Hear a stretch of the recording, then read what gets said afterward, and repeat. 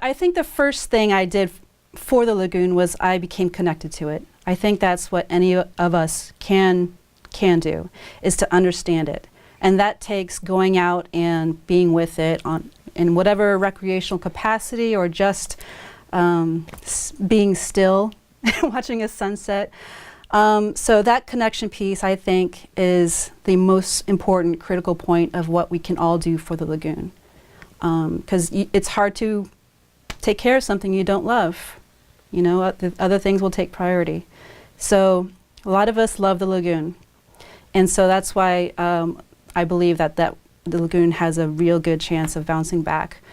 The second thing I probably did was I brought my family back to the lagoon because of that connection, because of what I know, how it enriched my life. I wanted the same for my kids. So that was just a major life decision. And when I realized it was dying on me, and it kind of just really thwarted my intentions of how to raise my kids, I decided to start volunteering and being with other advocates and experts and people who really care and know how to fix things. So with that collaboration, I was able to, serve directly where it was at in the historic period of Brevard's history, I believe. And I'm just deeply honored for that. And so I guess the final phase of that is that I decided that I can do more. I initially had thought that I could use my law degree to start suing people and entities for the lagoon. But I realized that you can't do it case by case for everything. It needs to be a policy decision and funding decision at Tallahassee. So that's when I said, okay, I can do this too.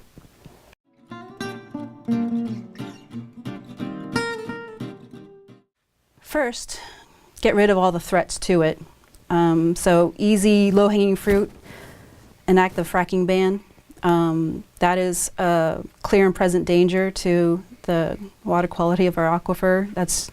It's overt science at this point. It was intuitive, but because of the how Florida's hydrogeology is, it's just not appropriate to be blasting anything into our underground for, I think it's 1/1000th of the National Reserve of Natural Gas. So it's not worth it. It's way too much risk for very little private benefit.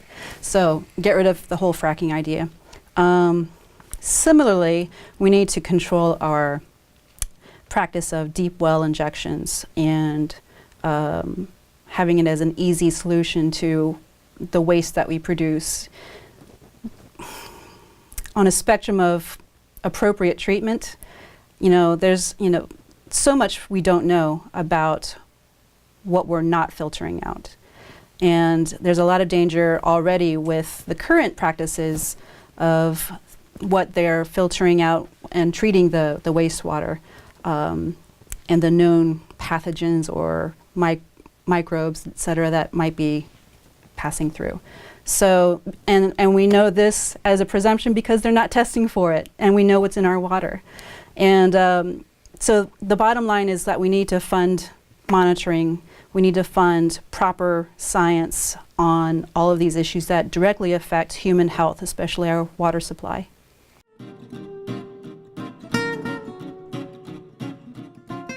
Although I've already claimed that my first bill will be going towards the anti-corruption bill in our state, I believe my second bill will be this very one, is to have an amendment to the Land Acquisition Trust Fund to account for, last year's bill for Senator Mayfield, it was the asking was the $50 million. I presume that's generally what the consensus is scientifically, what would be needed. So I would go from there and listen to the experts again regarding what's necessary, what needs to happen so we can cost share these necessary projects for the lagoon.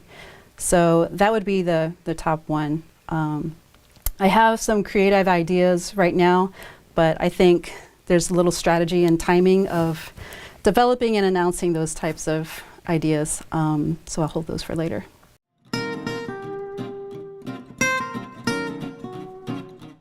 My top two priorities are clean government and clean environment, or I would say specifically clean water. And those two reasons are pretty much the two top issues that really concerned me when I was looking through the news.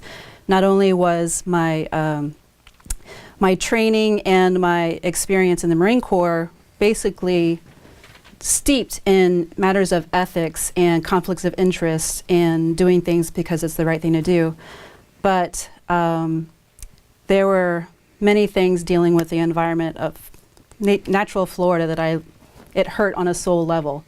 So that's primarily why I established a local chapter of an anti-corruption group called Represent Us, and it's a national anti-corruption organization. And then the fracking issue came up in Tallahassee in 2016.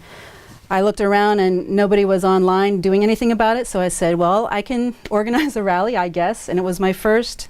So that's when I started to get involved with awareness in the community regarding these issues that are directly affecting and risking our health and our water supply in Florida. So soon after we were able to defeat the fracking bill in Tallahassee, and happened to also pass a fracking ban in Brevard County, things started getting a little sticky and hairy around the lagoon, and people were calling to organize. A lot of the leaders in the community just came together and say, okay, let's do something about this right now.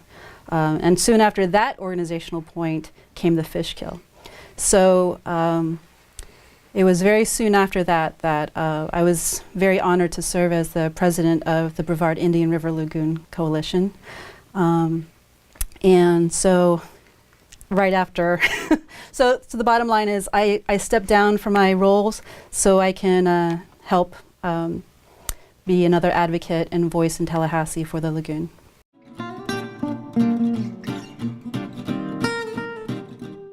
If we see a threat to human health or our environment or whatever, and it's a known threat, for instance, what biosolids can do to us if we eat our own poop, that's not good. So we need to close the poop loop in my book, and we must understand what needs to happen, what are those best practices, and we have to move from our we completely trust you and will not verify you policy to, okay, let's work together because we all have the same interests. Here's what you should be doing. How can we help you? And if you completely disregard what we're talking about and could care less about other people's health, then there's going to be a penalty. And that penalty will help fund the overall effort of making sure we're all healthy. So yes, absolutely. I'm not sure what the working group will be able to do or will be doing.